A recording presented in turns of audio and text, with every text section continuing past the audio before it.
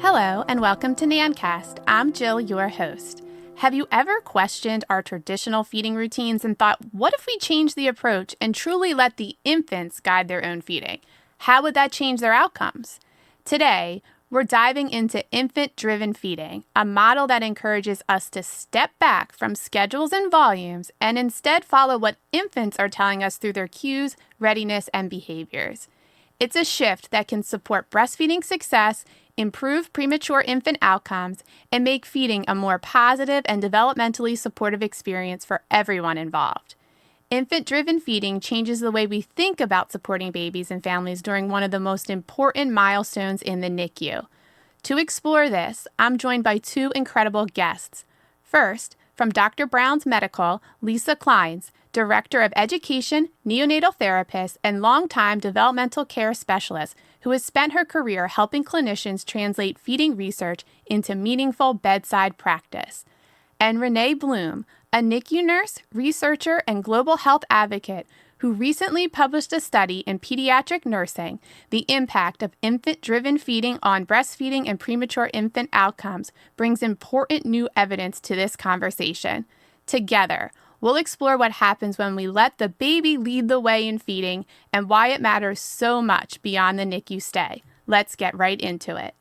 Thank you, Lisa and Renee, for joining us today. Lisa, for listeners who may not be familiar, can you tell us how infant-driven feeding got its start and what problem was it designed to solve? Yeah, hi. Thanks so much for letting us be here today, Jill, and also to Nan. So infant-driven feeding was originally started by two occupational therapists who saw inconsistencies in neonatal oral feeding, and that stemmed from a culture of volume-driven feeding. And there were multiple problems that were caused by this, from inconsistent feeding practices, inconsistent communication. These things led to parent and staff frustration, delayed discharge, increased costs. And honestly, when a volume-driven culture exists, babies don't always receive a positive feeding experience, which is what is one goal we all want to achieve. So thankfully, there was some research done that started to show that cue-based feeding was beneficial for these babies and families and for staff. And the problem with that was that there was no standard, like what is cue-based feeding? We started to move towards that, but I think staff were still frustrated that it could look different for everyone. So for example, the day nurse could do cue-based feeding differently than the night nurse or a therapist or a physician. So there was no standard of care. So the infant-driven feeding program was created to take cue-based feeding to that next level, so that units had a standardized, research-based, consistent program for advancing oral feeding. I love how you framed it as shifting the focus from quantity to quality feeding and really listening to the baby. Can you give us an example of what did that look like in practice for the NICU staff or parents with the cue-based feeding versus the volume-driven feeding versus the new infant-driven feeding practice? Sure. Well, with the old practice, right, and Renee can, as a nurse who is doing this day in and day out, she can attest to this too, but we used to feed babies based off of kind of made-up principles, like feed once a shift, twice a shift. And if you were on a once a shift schedule, but let's say the baby woke up and was hungry, we wouldn't feed the baby. And so this led to so many challenges with feeding, and also it didn't make sense any longer. So on the other hand, cue-based feeding, we feed babies according to their cues. And if they wake up and are alert, and of course there are other things that go into that. So if they're stable, if they're, supported from their respiratory standpoint, there are other things too. They just don't have to wake up. They have to have some other things as well. But then we follow the baby's cues as opposed to when we think the baby should feed.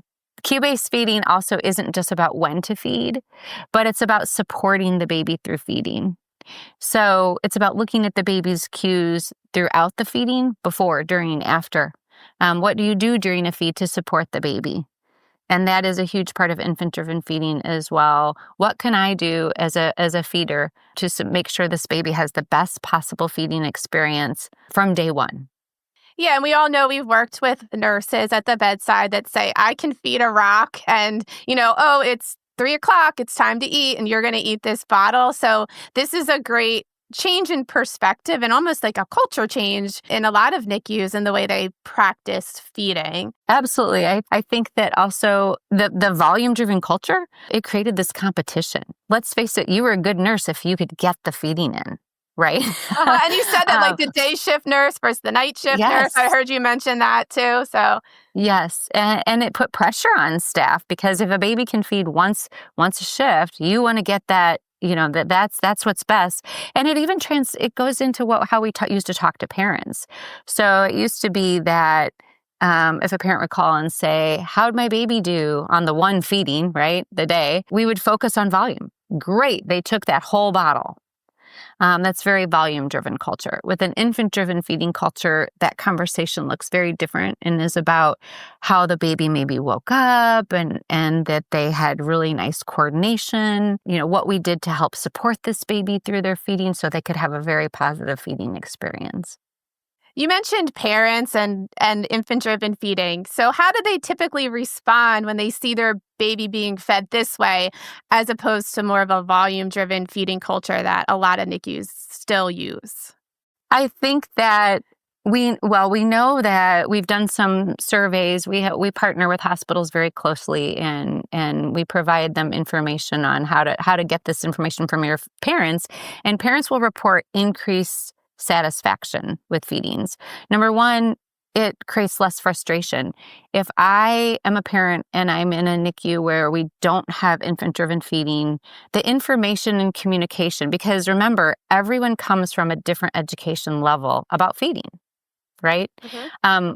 Depending on how you were educated about feeding, where you received your education. So the staff actually communicates to parents in a very different way. Whereas with infant-driven feeding, everyone has taken the same program, they're receiving the same education, and we have tools to communicate and talk to parents very differently. So these parents, number one, are not as frustrated about learning to feed. Infant-driven feeding also focuses on positive feeding experiences from the start. It is not just about that first breast or bottle. So if you're not really following infant-driven feeding and not supporting the baby from the very beginning, infant-driven feeding includes skin-to-skin care, early breastfeeding experience, early sensory experiences that help promote feeding for later on. But we start with day one, so we include the parents from day one in feeding. And that, feeding is so much more than giving a bottle or the breast. It starts day one when we learn those cues of the baby, or the parent is holding the baby and the baby is just even nuzzling at the breast, doing some skin to skin. And so parents get involved earlier, and feeding is not just about the oral intake. It's also about attachment. It's about my relationship with my baby. I have to admit, and I've obviously never had a premature infant, but I can't imagine the feeling of one of the things a parent looks forward to is feeding their baby. And that is taken away a lot of times, the timing of that from a NICU parent. So we need to focus on what they can do. So infant-driven feeding gives the family so many opportunities to start doing some positive things early on, as opposed to just waiting for that first breast or bottle experience. I love that. It must also increase their confidence too, knowing that they can really see those cues for their baby and be able to read them and tell the nurse, hey, my baby's hungry. Can we, get the bottle ready, or can I place the baby to breast? And it gives those parents amazing confidence and bonding that our typical volume-driven, nope, you got to wait till the next feeding to do that. So I can't imagine the amazing benefits that has, and even improving all these outcomes when they go home, because we have these confident families with their babies.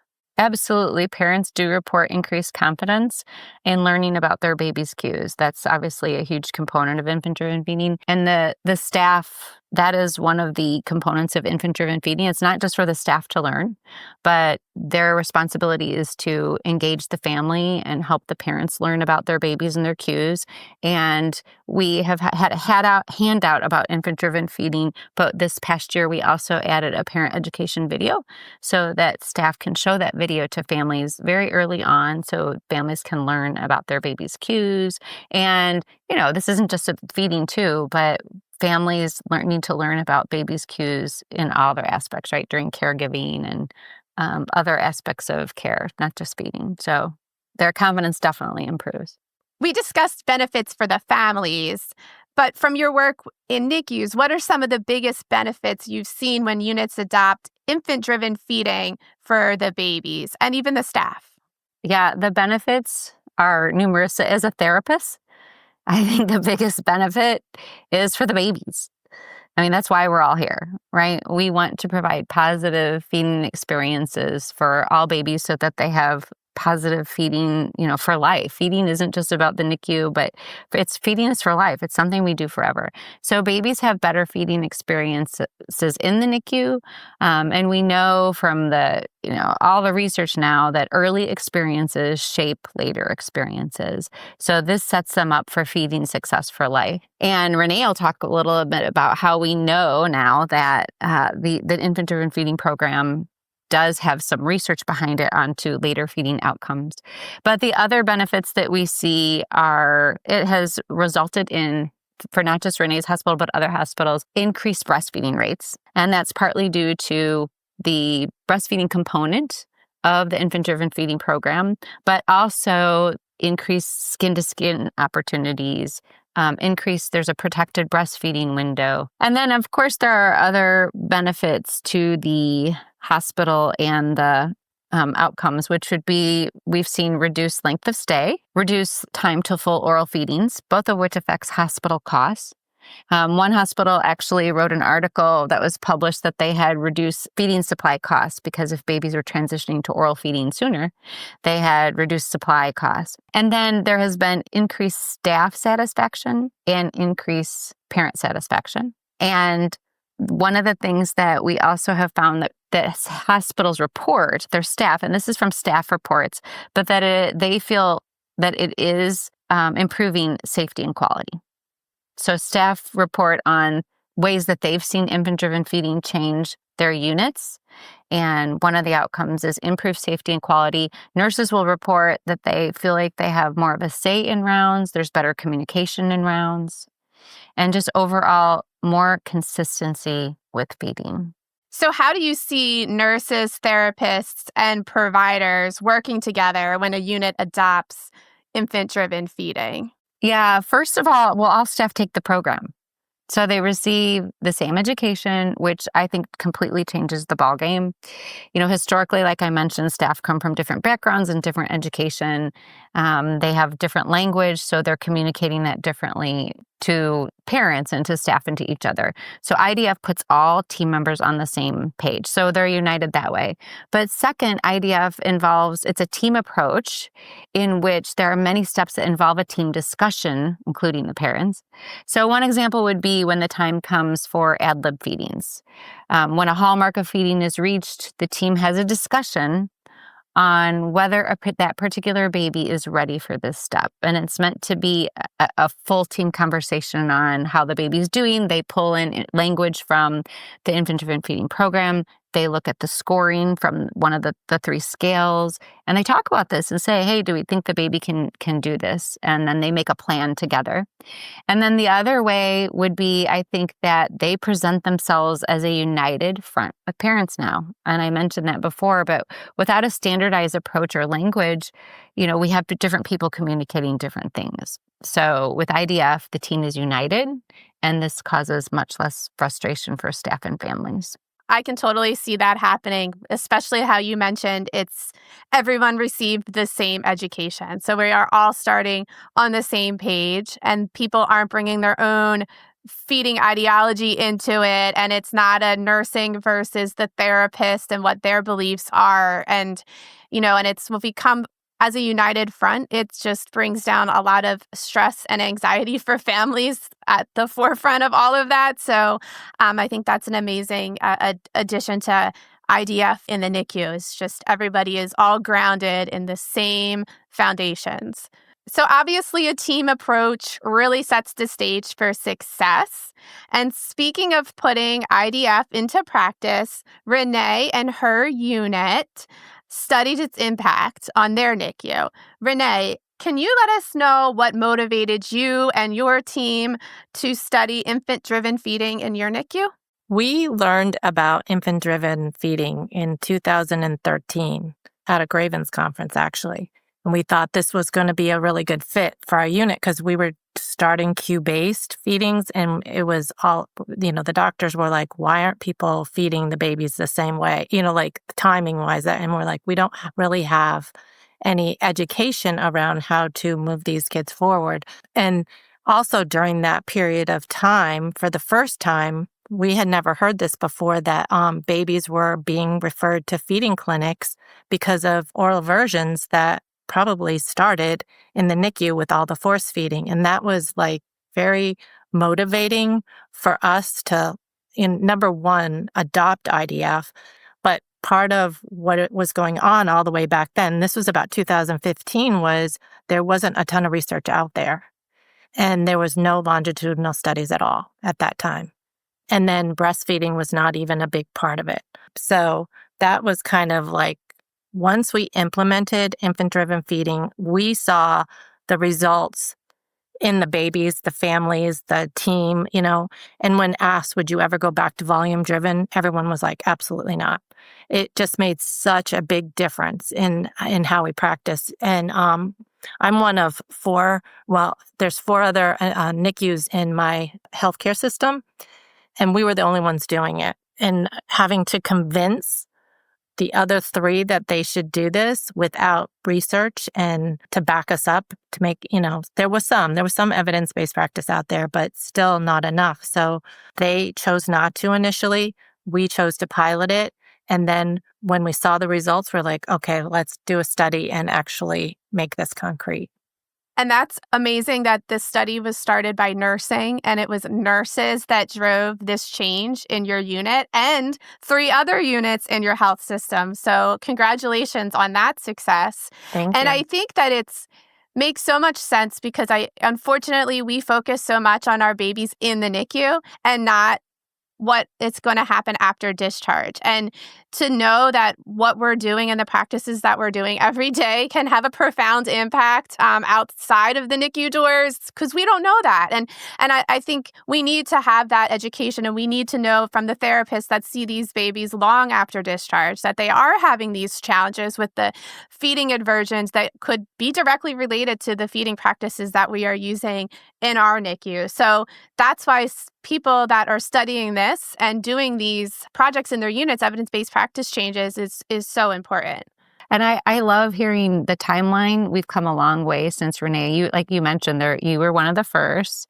There was not a lot of information to support it. And now, thankfully, we have that. There are some published studies, and there are also a great deal of QI projects. So we now have that. And I think it's now becoming a standard of care because we can show that it does have such great benefits for babies and families and staff.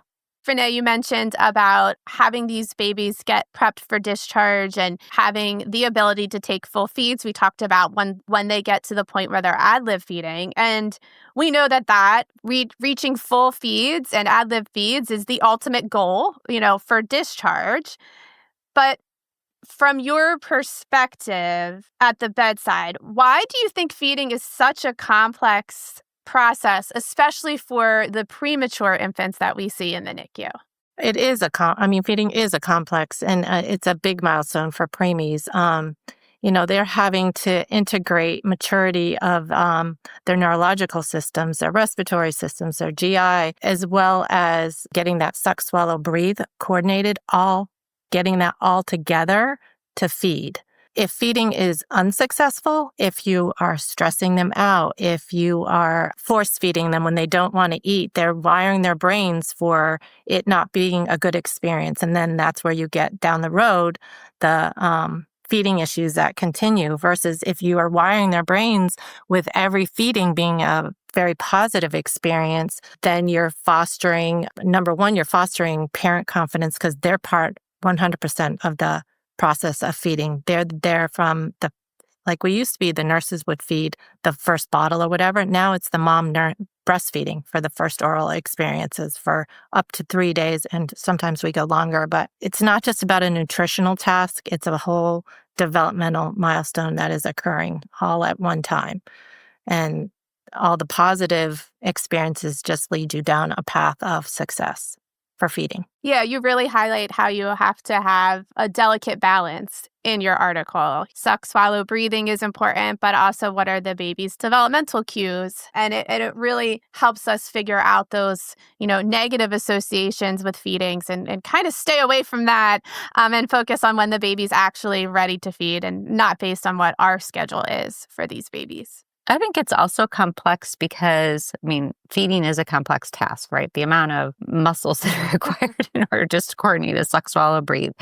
But think about these premature infants also are experiencing sensory information that is not typical, right? So they're not getting the normal development that they would if they would be in the womb for longer periods of time.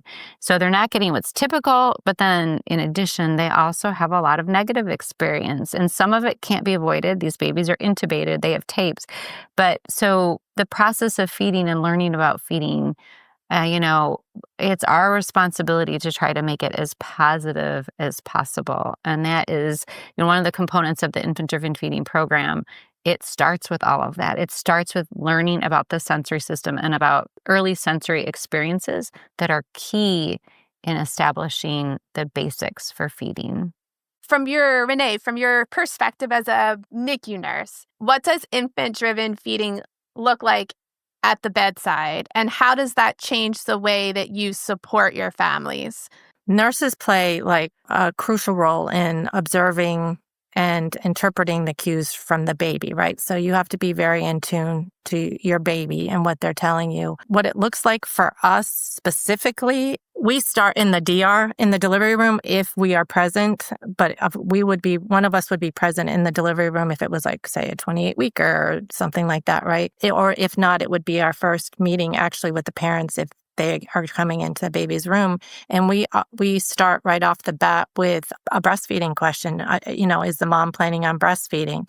And that is, it seems like it's maybe an inappropriate time to do it, but that is something so important to so many of our parents, especially the mom, that could possibly be taken away. And they're under a lot of stress at that time anyway. And it's something that we can start talking about in a positive way for them. We'll make this happen for you. We have a whole plan. We'll fill you in later, but just so you know, we'll get you there. If this is what you want, we will get you there. And then, day to day, it sounds kind of funny, but we speak in IDF terminology. That's how we talk to each other. So it's every shift report where we are talking about their readiness scores, their quality scores, any techniques that we use to support each other. So it is, and then with the neonatologists, we're in tune with them. They come in round with us. And if a parent is there at the time, if not, we do it when the parent's there. But we talk about, what the plan, where are we at? What percentage of either oral feeding or are we getting ready to do protective breastfeeding? Let's have a conversation with the parents. And then when we go in, we trio round. When we go in with the neo, the nurse, and the parents, then we have a plan for IDF in place already. This is really good with our parents. Number one, that we're speaking the same language. They've been educated by the nurses on it. It's upfront a little more for the nursing to be able to educate them because it takes time and explanation and teaching how to feed, how to position, looking for the cues, that kind of thing. We wouldn't have it any other way, but it's definitely empowers the parents.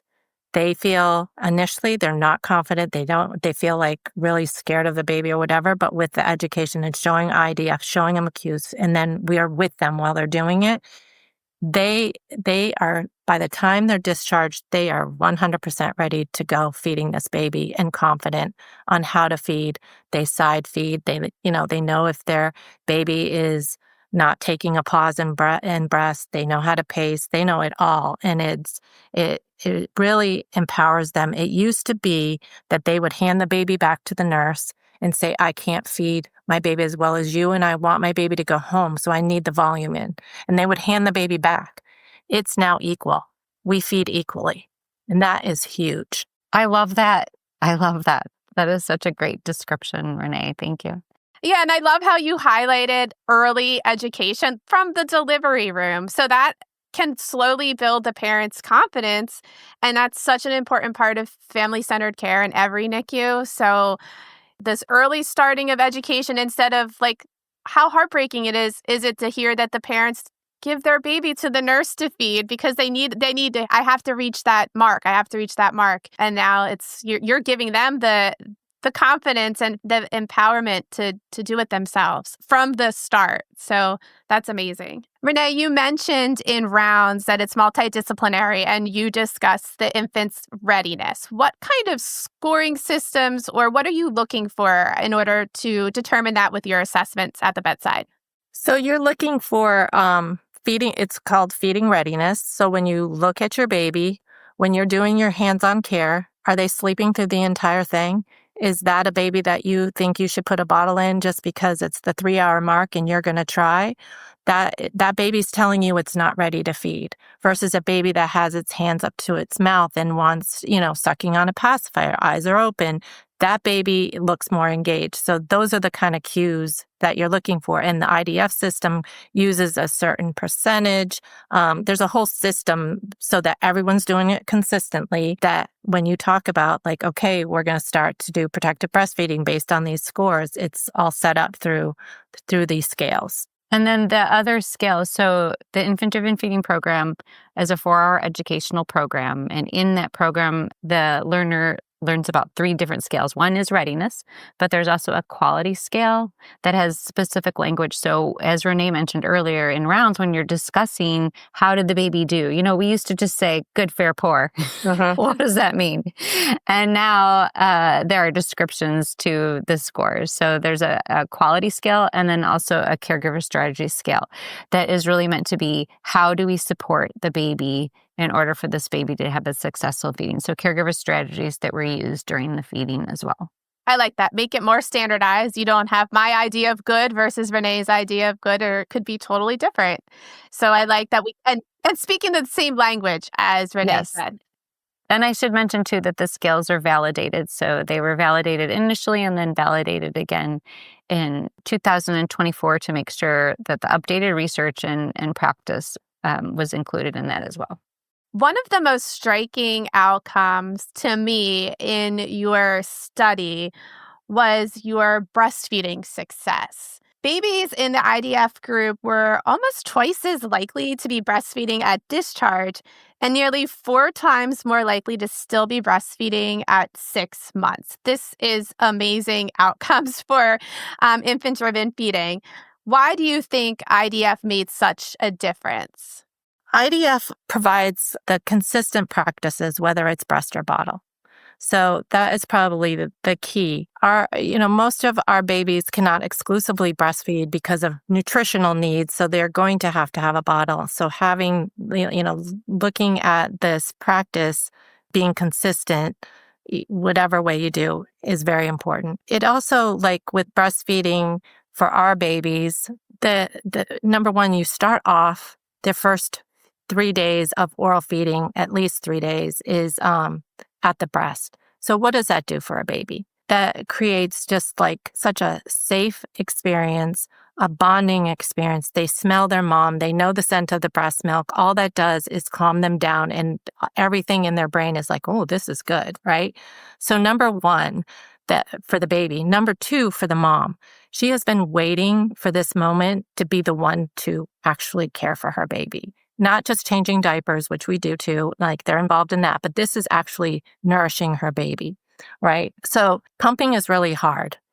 depending on how early your baby is, it's really hard. And it's every 3 hours and it's around the clock. And these moms, and we know breast milk is best, especially for our premature babies. And to have that motivation of you are going to give this baby this experience is so motivating for them. That's one part of it. Then we start scoring around 33 weeks looking for readiness.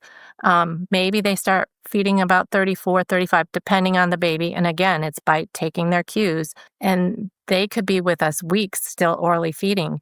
Think about the amount of times that baby breastfeeds. They're not breastfeeding every feed. They don't have the endurance. They're little, that kind of stuff. They're bottle fed in between or tube fed. But it gives them the practice. They start learning how to transfer milk as they get stronger. The bonding is there. They have a more effective latch. The babies that have not had all that experience maybe breastfeed a little bit right before they leave, and that's their only experience. So a lot of times, if you failed to continue pumping because it wasn't fun, or it didn't work for whatever reason, then you're not going to breastfeed your baby when you get home. It's also it just was too much work and they stopped or the other thing is that the babies just wouldn't latch and they don't have the support at home that they had. They had all lactation support while they were in the NICU feeding. So all of that combined has to be why. I mean, these kids were breastfeeding after 6 months of age coming out of a NICU, which is not typical. A lot of premature babies, if you look at the research, it's very low. Premature babies versus newborn babies. So I think also the nature of infant-driven feeding and the education it provides to staff increases breastfeeding because there was one QI project done by a hospital in Ohio that showed that after infant-driven feeding, because of the focus on skin-to-skin, positive early experiences, their skin-to-skin rates went up, which we know increases breastfeeding later on. And if we do have a protective breastfeeding window of some type of hours, there's a suggestion, but it also is meant to be individualized as well in terms of time. Some families can't do 3 days. That's another team discussion, right? That's another team discussion of how long, what can this family do? That's really important.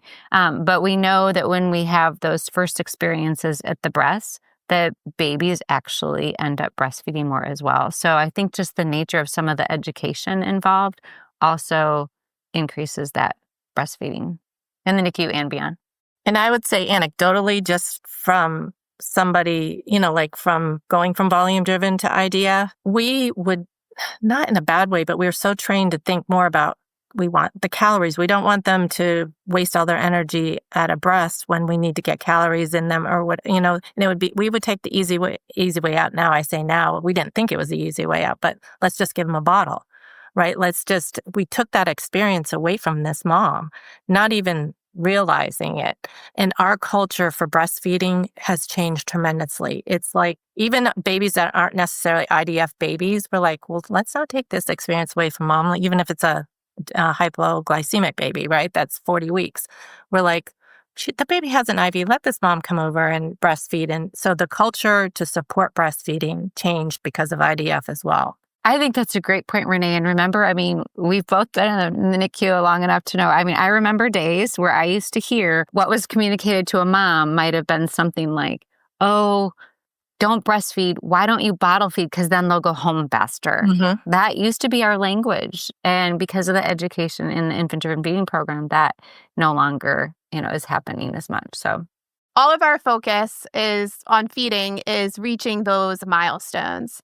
Your study also showed that infants on infant-driven feeding reached full oral feeds sooner and went home nearly a week earlier than average. What do you think helped them get there faster? Again, I would say this is the theme. Consistency with our feeding practice is definitely a huge part of it. Making changes during the feed, like changing something up from bottle systems or, it stalls them out. It can really affect either their latch or how much they suck, how much vacuum they need to actually get that suck. So just having the consistent feeding practices. And I think when you take the cues from the baby and all those systems are in place and that baby is ready, they progress in a very natural state. if you're trying to force a baby to do something they're not ready for, it's just putting all that, they'll choke. And then that they'll Brady and desat, and then they shut down. They'll close you out. They'll stop feeding. If you take the cues and move with them or stop the feed when you need to, all that kind of stuff is just supporting them through the feeding, and they move faster through it because you haven't stalled them out. You haven't created negative input into their brain, allowing the stability of the feed. It just makes the skills acquired faster. That's and then the other thing is the involvement of the parents, and that sometimes in the old way it would be, well, the parents can't feed the baby yet. We can't send the baby home because the parents can't feed the baby. Nurses can, but parents can't. But now these parents can along, with us at the same pace. So I think that's really a huge reason why we got to full feeds, and it's literally taking the cues from the baby and matching everything up. So I think consistency is key. You hit it on the head. And we talked about the parent frustration with, imagine 2 weeks, one neo's on and they do feeding one way. And then the next week, a different neo comes on and says, well, it's like one step forward, 2 steps back. But, we have this same education with babies in the NICU. And it's like, if the baby could talk, what would they say? So imagine, we know it's frustrating for staff and for families, but imagine what the baby would say. Sometimes, you can see that what the baby's thoughts are. It's like, are you kidding me? We're going to change this again? I was just learning this and now they're going to do this. So yeah, consistency is key. I like how it's consistent, but also fluid. Like Renee said, we'll change up the bottle and see if that works instead of waiting the next day for the speech therapist to see the baby to offer their recommendations. And it has to be so encouraging for the parents to be in this infant-driven feeding instead of all of us saying, one day it'll click, the light bulb will go on and he'll take off. Like, how many times have you heard that in the NICU? But now it's like more consistent, standardized. That just must be so much more encouraging for the families too at the bedside, and even the nurses. We're all on the same page, and it's not, this NEO's decision this week and that provider's decision next week. Like, we have a plan from day one. Exactly. And we used to say that, right? The light bulb will go on. Well, there is no light bulb. And you hit it exactly on the head, because yes, it's consistent, but the goals of infant-driven feeding are, of course, number one, that it's safe, nurturing, functional, but individually and developmentally supported. So we have a plan and we have a guideline, but it's to be individualized, because there is no recipe for the baby for feeding. We don't follow a cookbook. We have a guideline, but we also are individualized and take every baby's unique needs into decision making. Another important finding that the study showed is that babies that were on our traditional feeding protocols were more likely to need speech or occupational therapy referrals later, which, again, we might not know this because we have our little walls up in the NICU and that's, where we stay. What does that tell you about the long-term impacts of infant-driven feeding and how we're feeding these babies in the NICU? Well, I think that it answers itself, doesn't it? Like, early feeding practices, they don't just shape their skills and their, skill acquisition, but they also have the oral motor development, the sensory processing, and the parent-infant interaction that is all positive. So therefore, down the line, when that suck reflex goes away about 4 to 6 months, all their experience in the NICU was a positive relationship to feeding versus a negative, so that when that reflex goes away, they're not choosing. They're like, feeding's good, feeding's fun. It's not a bad thing. And what we learned is that these kids can go down years and years of horrible feeding aversion issues and struggles with parents and stuff. And that, to me, that was, we were so happy that this is one of the results that we got, because that's what we thought was, that we were being told was happening, so that we could support them as much as we can. Obviously, not everything's perfect, but we are supporting these babies through their feeding process and giving them at least a fighting chance to enjoy feeding once they're out of the NICU. Yeah, it really drives home that feedings, isn't just about getting out of the NICU and meeting that milestone, but also like how that's going to affect you, months and even years to come. And to see that they're not requiring these referrals is just a true testament to the importance of IDF in the NICU. So let's talk about how were you able to change the culture in the NICU? So I'm sure implementing infant-driven feeding in your NICU was a huge culture shift. What challenges have you seen in moving away from the traditional volume-driven feeding, and how did you overcome these challenges? So, our challenges started even from the beginning of just getting it for the neonatologist to be on board. And, it was I'm in the smaller community hospital. So there was only 3 that I was working with. And when I got the support of them and that I could move forward, because I needed their support to be able to, this wouldn't have succeeded without their support. So once we got that support, there's a whole cultural inertia. Like I've been there so long, this is the way I've always did it, and it's been working fine. So it was like really trying to figure out how we were going to change that culture. It was our developmental care committee actually that took this on and became champions. I took the education, the 4-hour education that Lisa was talking about, so that we learned it first, because we had never done this. We hadn't actually implemented it. So we learned about it first, and we became the champions. And then the education spread out through a year, which is part of what you need to do. Is some of it is gradual implementation of something, because sometimes there's pushback just from too much coming at somebody at one time. During that period of time, we picked other champions that really, they're like, oh, this is great. This kind of stuff. I'm like, okay, you're going to be a champion. And we had night and day shift champions, so that we had this set up as we're moving forward, and to help with developing confidence and the skills of doing IDF. The other thing that we did not have at the time was provider, like the order sets. How are we gonna do this? So we had an initial order set. I sat with one of the neonatologists and another nurse, and we sat with him trying to write what the orders would look like. And then we started using it, and then we'd be like, oh, they're not following it right. So then we'd revamp it and get the order sets. So we have them down pat now. Everyone knows what they are. They know what to anticipate. It works well. The communication is there. So that improved, and doing it took a year. The other thing was the breastfeeding component, because part of IDF is they have guidelines for how much of the volume you're going to give through the NG after they breastfed. So it was a huge learning curve for that, and kind of frustrating, because you were never quite sure. Once you do it for a while, then you understand more about the transferring of milk, what it looked like, how, if the baby woke up, didn't wake, you have other ways to determine that. But those were some of our challenges. Oh, also the challenges of getting the buy-in from all the other neonatologists, right? There was one of the main questions they asked me, especially with breastfeeding, is the baby's going to drown. The baby's going to drown. I'm like, the baby's not going to drown. I don't know.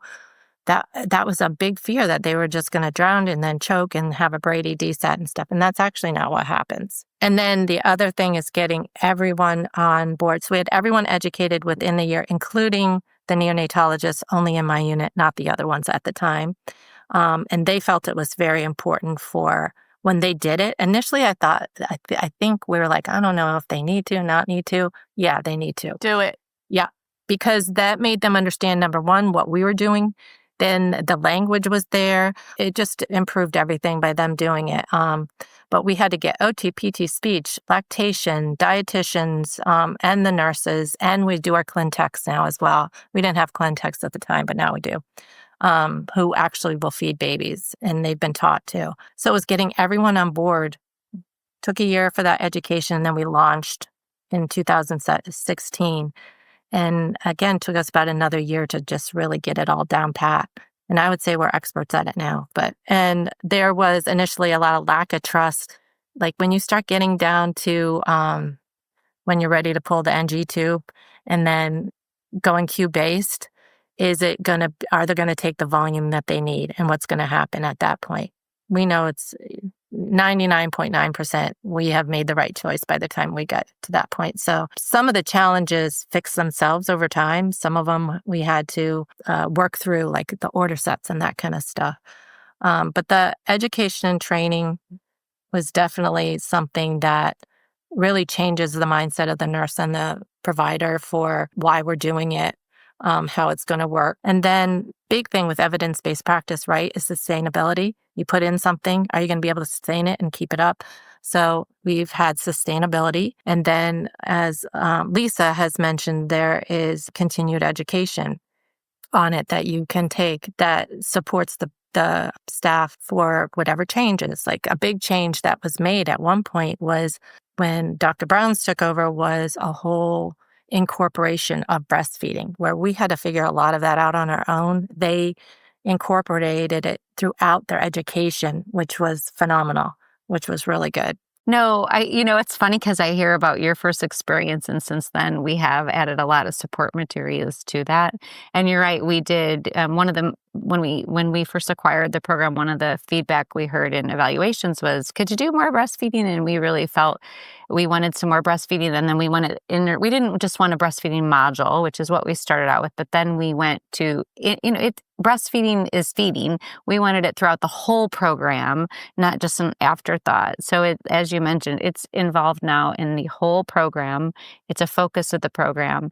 But then also when a hospital does purchase the unit-wide program, there's a lot of support that a team receives. You have an account manager that is assigned to your hospital, and you get to meet with them regularly. And we have support materials. Those orders that you wrote, we actually have now some suggested orders, and we have some bedside cards. So there are a lot of support materials that come with a unit-wide purchase.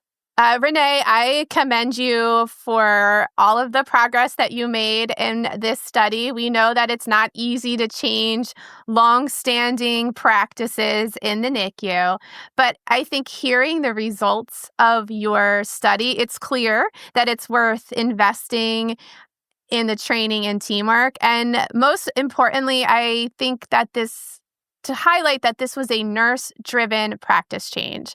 And that's amazing and so inspiring to know that nurses got together, they saw that there was an issue in their unit, and they came together and made a tremendous change that not only affects the babies in the NICU, but well past discharge. Yes, this was a nurse-driven research study, which was phenomenal because number one, clinical nurses don't normally get into research.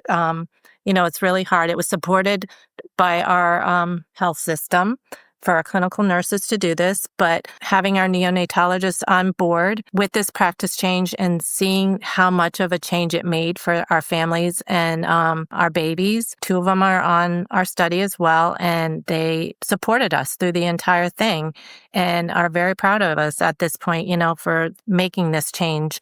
Even one of our neonatologists was presented our research results at a medical conference, and he had a lot of physicians coming up and asking him a lot of questions about how this was successful and how to implement it. It was definitely a team effort, though. This was, we had a lot of people on board, but that's what it looks like. Nurses have these amazing superpowers. I mean, they are with babies and families for every feeding. You might have a feeding therapist who comes in, but the nurses hold the power to transform these feeding practices, right? They're the protectors of the brain. They're the ones that are with these families all the time. So I think that we've heard from staff that infant-driven feeding gives them the power to do so because they now have the language and the tools and the consistency and how to talk on rounds. And like I mentioned earlier, we're told that nurses now feel more empowered during feedings to talk to the neonatologist and to make decisions about feeding